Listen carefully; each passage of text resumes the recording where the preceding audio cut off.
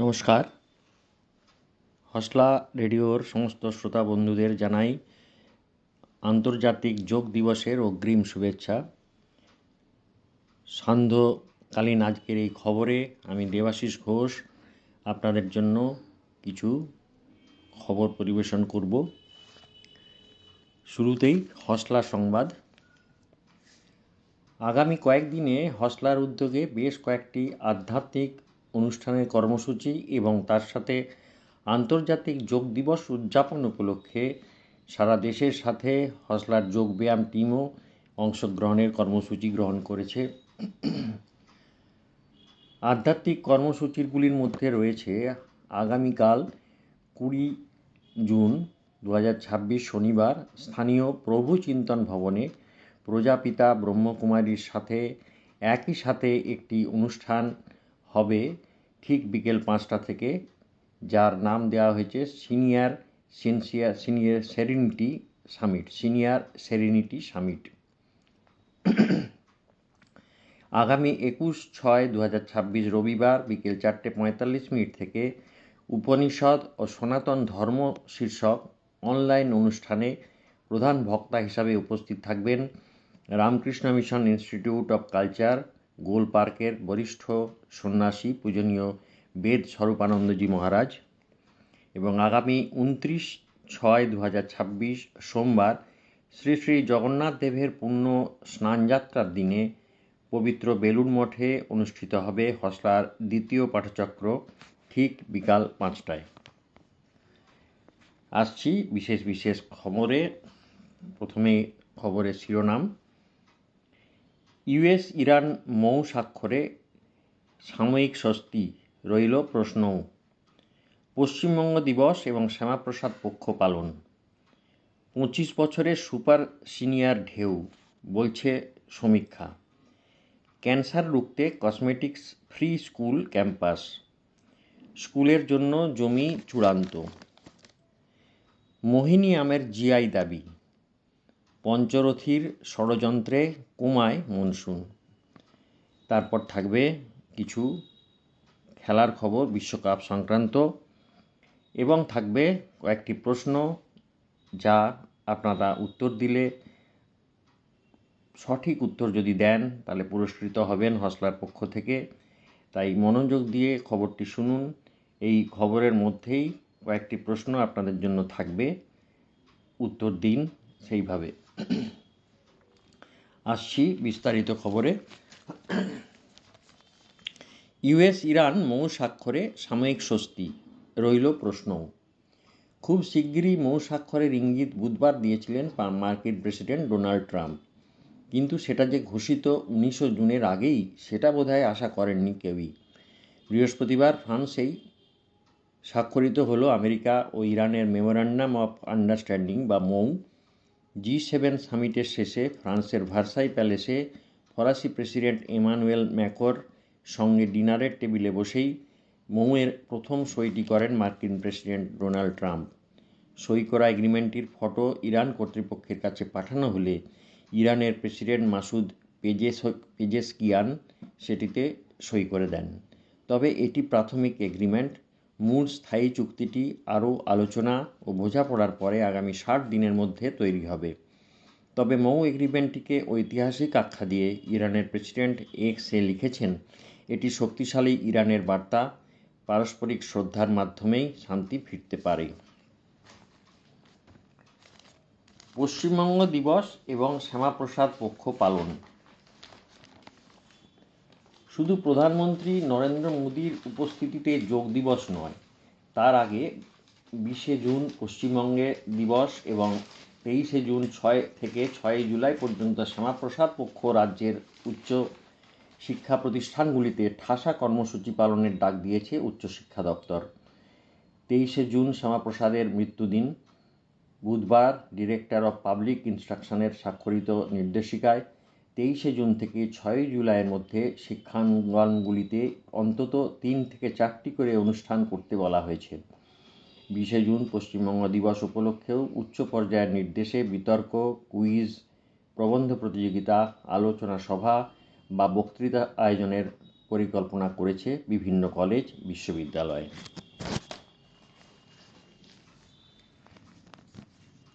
25 বছরে super senior ঢেউ, বলছে সমীক্ষা। প্রবীণ মানুষের সংখ্যা ক্রমশ বাড়ছে। 2022 সালে দেশে বয়স্ক মানুষের সংখ্যা ছিল 14.9 কোটি। 2050 সালের মধ্যে সেই সংখ্যা পৌঁছবে 34.7 কোটিতে। বিশ্ব প্রবীণ নির্যাতন সচেতনতা দিবসে এই তথ্য প্রকাশ করল একটি সমীক্ষক সংস্থা। সংস্থার পক্ষে প্রিয়াঞ্জলি চক্রবর্তী জানিয়েছেন, প্রবীণ মানুষদের সংখ্যা ক্রমশ বাড়ছে। সকলে পেনশন পান না। এমন মানুষদের জন্য সরকারের পক্ষ থেকে ভাতা অত্যন্ত প্রয়োজন চিকিৎসারও। স্বাস্থ্য দপ্তরের কর্তারা জানিয়েছেন, রাজ্যে শুধুমাত্র প্রবীণদের জন্য চিকিৎসা কেন্দ্র খোলার চিন্তাভাবনা করা হচ্ছে। রায়গঞ্জ মেডিকেল কলেজের অধ্যাপক ডক্টর অঞ্জন অধিকারীর কথায়, প্রবীণদের সঙ্গে অল্প বয়সীদের চিকিৎসার ফারাক অনেক। শুধুমাত্র বয়স্ক মানুষদের জন্য কোনো নির্দিষ্ট হাসপাতাল নেই বঙ্গে। এই সমীক্ষাকে গুরুত্ব দিয়ে অবিলম্বে এমন হাসপাতাল খোলা উচিত। শুধু মেডিসিন নয়, ফিজিওথেরাপি সহ চিকিৎসার নানাবিধ ক্ষেত্র বয়স্কদের জন্য সম্পূর্ণ আলাদা হওয়া উচিত। 2224 জনের উপর করা এই সমীক্ষায় দেখা গিয়েছে, প্রবীণদের 38% মানুষ ভুগছেন দৃষ্টিশক্তির সমস্যায়, 36% ভুগছেন রক্তচাপে, 18% ডায়াবেটিসের সমস্যার শিকার। প্রবীণদের চিকিৎসা পরিষেবা পেতে সবচেয়ে বড় অন্তরায় হিসাবে দেখা গিয়েছে যাতায়াতের অসুবিধা। 49% প্রবীণ জানিয়েছেন, আকস্মিক রাতে অসুস্থ হলে নিকটবর্তী হাসপাতালে যাওয়াটাই চ্যালেঞ্জ। সমীক্ষায় দেখা গিয়েছে 2050 সালের মধ্যে 80 বছরের বেশি মানুষের সংখ্যা 279% বৃদ্ধি পাবে। নয়া সমীক্ষা হয়েছে দেশের 10টি রাজ্যের 20টি জেলা জুড়ে। সমীক্ষা প্রমাণিত, সারা ভারত জুড়েই পরিলক্ষিত হচ্ছে জলবায়ুর পরিবর্তন। এই জলবায়ুর পরিবর্তনের শিকার ভারতের প্রবীণ জনগোষ্ঠী। বিশ্ব প্রবীণ নির্যাতন সচেতনতা দিবসের অনুষ্ঠানে হাজির ছিলেন রায়গঞ্জ মেডিকেল কলেজের ফার্মাকোলজির অধ্যাপক ডক্টর অঞ্জন অধিকারী, ম্যানগ্রোভ ম্যান উমাশঙ্কর মণ্ডল, ইন্ডিয়ান স্ট্যাটিস্টিক্যাল ইনস্টিটিউশনের প্রাক্তন অধ্যাপক ডক্টর বরুণ মুখোপাধ্যায়।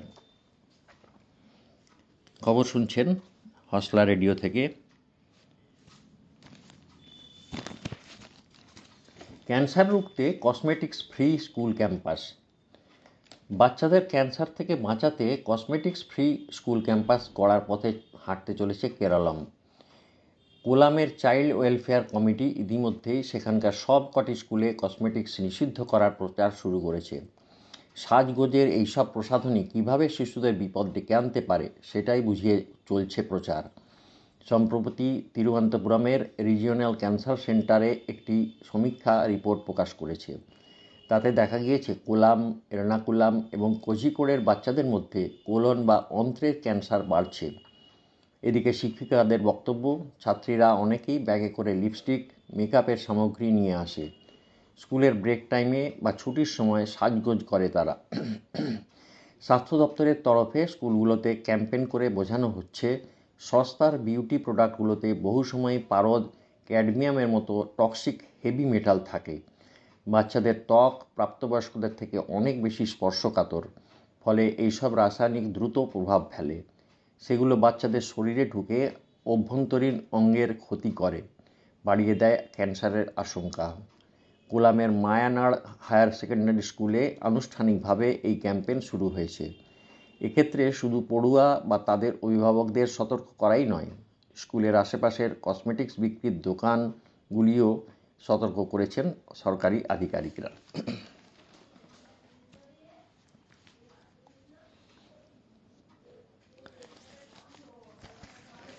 স্কুলের জন্য জমি চূড়ান্ত, বিষ্ণুপুর। জমি নির্বাচন সম্পন্ন, এক ধাপ এগোলো বিষ্ণুপুরে ইংরেজি মাধ্যমের কেন্দ্রীয় বিদ্যালয় তৈরির প্রক্রিয়া। স্কুল তৈরির জন্য গত সোমবার এলাকার 3টি জমি পরিদর্শন করেছিলেন জেলাশাসক। সেই জমিগুলির মধ্যে সেরিকালচার দপ্তরের পতিত জমিটি বুধবার পরিদর্শন করে চূড়ান্ত করেন মহকুমা শাসক বিষ্ণুপুর প্রসেনজিৎ ঘোষ। এদিন তাঁর সঙ্গে ছিলেন সেরিকালচার দপ্তরের ডেপুটি ডিরেক্টর রজত ভৌমিক, অ্যাসিস্ট্যান্ট ইন্সপেক্টর হেমন্ত কুইরি সহ ভূমি দপ্তরের আধিকারিকেরা। মাপযোগ করে প্রায় 7 একর জমি কেন্দ্রীয় বিদ্যালয়ের জন্য বরাদ্দ করা হয়েছে। বিগত লোকসভা নির্বাচনে জয়ী হয়ে বিষ্ণুপুরের সাধারণ ঘরের ছেলে মেয়েদের কথা ভেবে ইংরেজি মাধ্যমের কেন্দ্রীয় বিদ্যালয় তৈরিতে উদ্যোগী হন সাংসদ সৌমিত্র খাঁ। জমি পরিদর্শনও করা হয়েছিল, তবে প্রক্রিয়া আর এগোয়নি। সৌমিত্র বলেন, আগের সরকার বিষয়টিকে আমল দেয়নি। তবে এইবার স্কুল নির্মাণে আমরা সর্বতোভাবে সচেষ্ট হব। দ্রুত পদক্ষেপের জন্য তিনি জেলা প্রশাসনকে ধন্যবাদ জানিয়েছেন। বিষ্ণুপুর মেদিনীপুর 60 নম্বর জাতীয় সড়ক সংলগ্ন নেতাজি নগরের পাশেই সেরিকালচার দপ্তরের জমিটি রয়েছে। সেখানে স্কুল তৈরি হতে চলেছে শুনে খুশি এলাকাবাসী।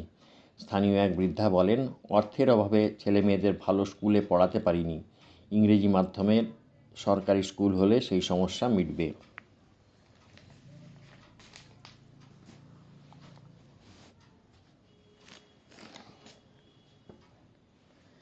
আসছি পরের খবরে।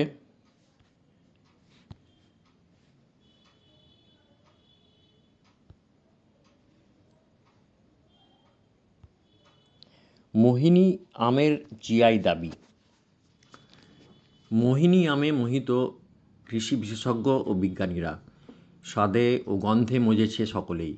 সম্প্রতি কল্যাণের বিধানচন্দ্র কৃষি বিশ্ববিদ্যালয়ে আমের প্রদর্শনীতে যা নজর কাড়ে সকলেরই। যদিও লুপ্তপ্রায় প্রজাতির এই আম রয়েছে পূর্বস্থলীর এক নার্সারিতে। বর্তমানে জিআই তকমা নিয়ে আমটির মাহাত্ম্য দেশ বিদেশে ছড়াতে চান নার্সারির মালিক শঙ্কর দত্ত। অতীব সুমিষ্ট স্বাদে গন্ধে ভরপুর এই আম পাকা অবস্থায় অটুট থাকে টানা 15 দিন, নরম হয় না। আর এমনই এক বিলুপ্তপ্রায় প্রজাতির আম রয়েছে শুধুমাত্র পূর্বস্থলীর এই নার্সারিতে, এমনই দাবি। কয়েকদিন আগেই কল্যাণীর বিধানচন্দ্র কৃষি বিশ্ববিদ্যালয়ে আমের প্রদর্শনীতে শঙ্কর মোহিনী আমের পসরা নিয়ে হাজির হন। হরেক প্রজাতির আমের ভিড়ে এই আমটি বিজ্ঞানীদের নজর কেড়ে নেয়। সকলেই আগ্রহ প্রকাশ করেন। বর্তমানে বিলুপ্তপ্রায় প্রজাতির এই আমটির প্রচারের আলোয় আনতে উদ্যোগী হন তাঁরা। অগ্রদ্বীপ এলাকায় কেউ এই আমের নাম বলতেন কানাই বাঁশি, কেউ বলতেন কানাই সুর। এবার বিধানচন্দ্র কৃষি বিশ্ববিদ্যালয়ের এক অধ্যাপক আমটির নামকরণ করেন মোহিনী।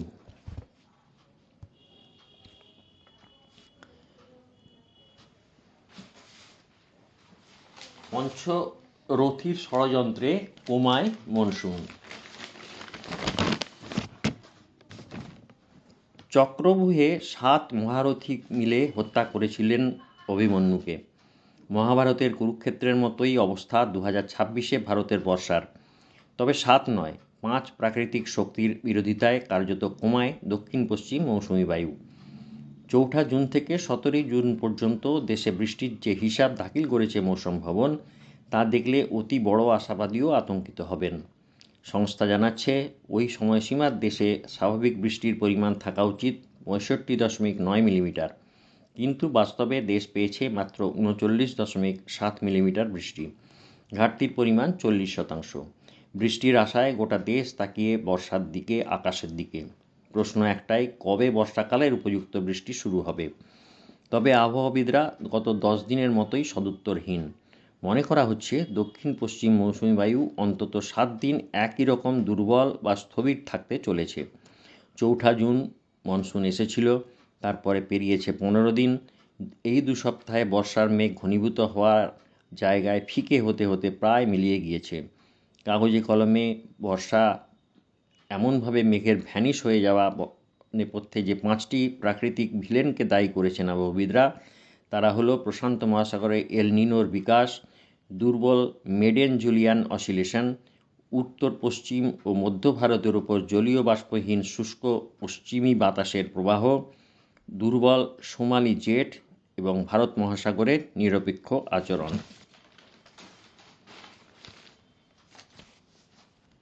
আসছি খেলার খবরে। চলছে রমরমিয়ে বিশ্বকাপ ফুটবল 2026। আমরা সেই খবর নিয়ে আসছি আপনাদের কাছে কয়েকটি।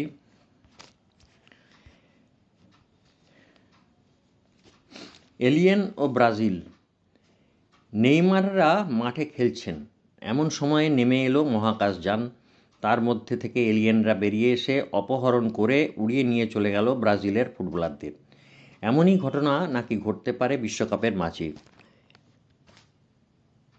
ভবিষ্যৎবাণী করে বসেছেন ব্রাজিলেরই এক মহিলা জ্যোতিষী। তাঁর 2 কোটি ফলোয়ার রয়েছেন। ভো বাহিয়ানা নামে ব্রাজিলের এই আধ্যাত্মিক গুরু বলেছেন, তিনি স্বপ্নে এমন এক ঘটনা দেখেছেন। শুধু ফুটবলার নয়, দর্শকদেরও অপহরণ করতে পারে এলিয়েনরা। প্রথম ম্যাচে অবশ্য ব্রাজিল পয়েন্ট খোয়াতেই এই নিয়ে চর্চা বন্ধ হয়ে গিয়েছে। সমালোচনার তীর ঘুরে গিয়েছে কোচ আনসেলত্তির দিকে।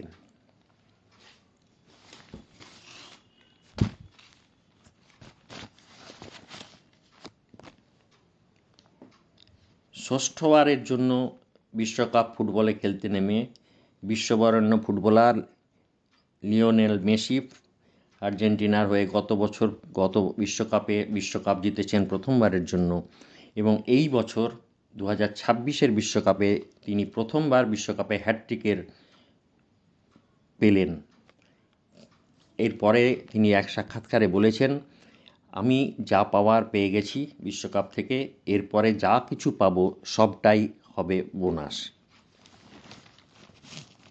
রেফারির ইতিহাস।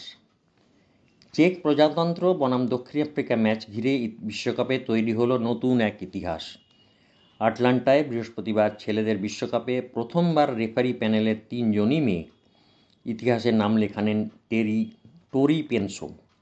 এই আমেরিকান দ্বিতীয় কোনো মেয়ে রেফারি, যিনি পুরুষদের বিশ্বকাপে বাঁশি হাতে ম্যাচ পরিচালনা করলেন। প্রথমবার ছেলেদের বিশ্বকাপ ম্যাচে মূল রেফারি হিসেবে দায়িত্ব পেয়েছিলেন ফ্রান্সের স্তেফানি ফ্রাপার্থ। এদিন টোরির সঙ্গে রেফারিদের প্যানেলে ছিলেন আমেরিকার ব্রুক মায়ো ও ক্যাথরিন নেসবিট। সেদিক থেকে দেখলে 3 মেয়ে আমেরিকান রেফারিও প্রথমবার কোনো ছেলেদের বিশ্বকাপ ম্যাচ পরিচালনা করলেন। খবর আজকের মতো এখানেই শেষ করছি। নমস্কার।